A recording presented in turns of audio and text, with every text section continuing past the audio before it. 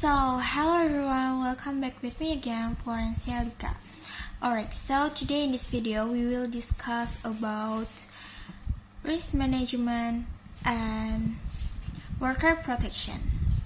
Okay, before we starting the discussion, first I have already watching a video with the title that we will discuss today.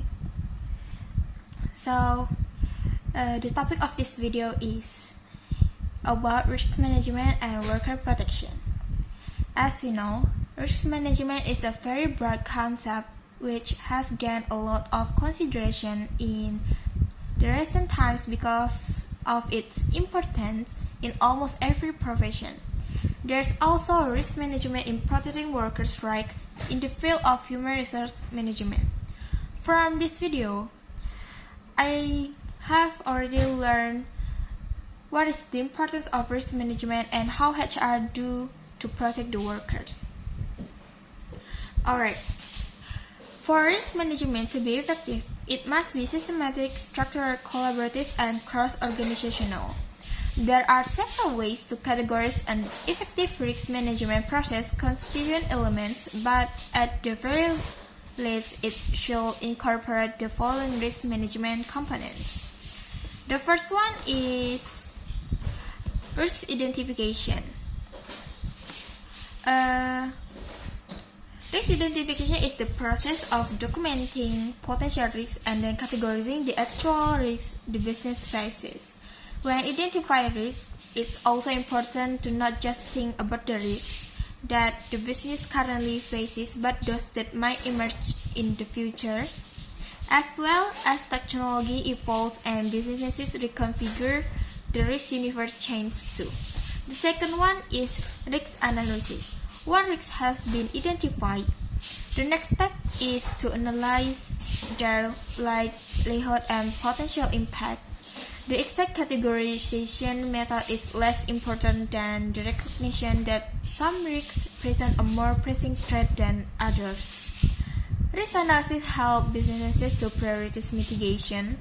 For example, a risk might have a potential serious impact but a very low likelihood.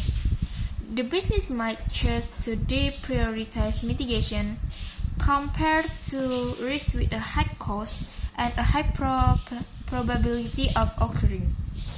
Next one is risk mitigation. This one is the implementation of your response plans. It is the action your business and its employees take to reduce exposure.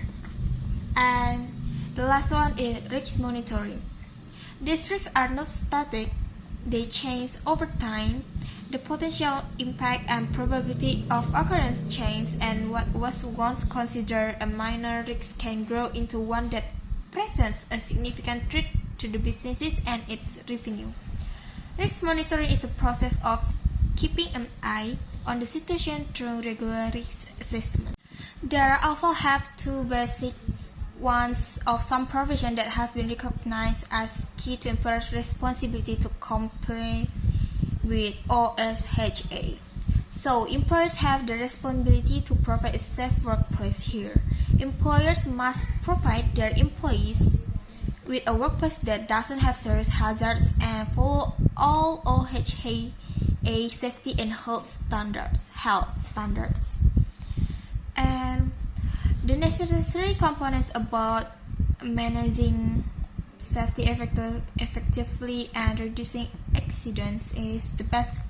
Like we know that the best companies in the world prioritize employee health and safety to make it a shared responsibility for all. These companies do so in a strategic way that enables them to effectively practice prevention, while also equipping them to effectively handle any incident that may occur. But here are the key components. There is a formalized safety policy, effective and regular communication about safety and health, support for behavior-based safety, cutting-edge tools and systems, frequent safety training and discussion, empower and motivate employees comfort with reporting issues related to safety. And we also have the kind of security management as HR manager's responsibility for security program. So security management can come in various different forms. 3 common types of security management strategies include information, network, and cybersecurity management. Like we know, in workers, there's not only young people, but also we have older workers. So how can we dealing with older workers?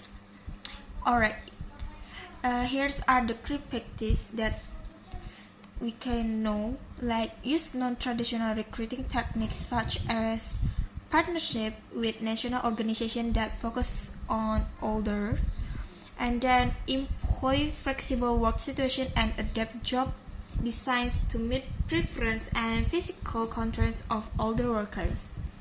Offer direct means of benefits and incentives to attract older workers such as treatment assistance, time off for elder care, employee discounts, and pension plans that allow retirees to return to work. And then we also can provide employees with financial literacy skills to ensure they have a realistic plan to provide for retirement security. Treat all employees in a fair and consistent manner and employ a consistent performance management system to prevent age discrimination complaints. The next one is, what about the components of disaster planning? The basic structure for disaster planning includes the first phases of comprehensive emergency management, like mitigation, preparedness, response, and recovery. Mitigation involves preventive measures to reduce vulnerabilities. In healthcare, this includes structural hardening and non-structural measures, such as laws, guidelines, and surveillance. Preparedness builds capability to manage the impact of hazards and includes drills and exercise. Education and stockpiling supplies. A response is an action to reduce adverse action during the disaster, such as triage, treatment, and management of patient flow. A recovery involves action to restore area affected by the disaster to pre-disaster operations such as normal surgical schedule and billing procedures. So in this chapter that I have learned I think it's very crucial and need to be done in company. Risk management involves responsibilities to consider physical, human, and financial factors to protect organizational and individual interests. The 4 components of risk management are workplace safety and health, employee health and wellness promotion, workplace and worker security, and disaster preparation and recovery planning. The 4 components of this is related to worker safety and security in an organization.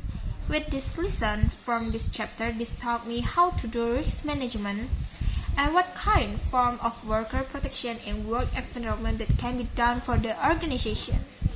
This chapter will really help me in the future learn how to implement risk management and protect my workers to create a job satisfaction and other positive impact to the company.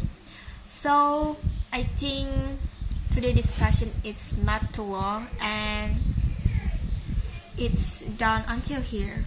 So like usually, before I close my video, of course I would like to say thank you for those all of you who watching my video.